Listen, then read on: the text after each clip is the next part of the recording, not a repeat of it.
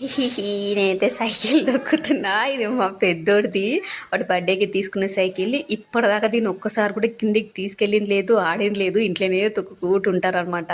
నేను first time మా husband చెప్పిన అసలు కిందికి సైకిల్ తీసుకెళ్ళలేము, ఆడడానికి ఇక్కడ ప్లేస్ లేదు, వద్దంటే కూడా బర్త్డే గిఫ్ట్ ఇద్దామని చెప్పి అయితే తీసుకున్నాడు. కానీ దాని ఇంట్లోనే తిప్పడం అయితే అవుతుంది. ఇంక ఈరోజు నేను కూడా కొద్దిసేపు ఆడుకుందామని చెప్పేసి తిప్పుకుంటా కూర్చున్నాను అనమాట.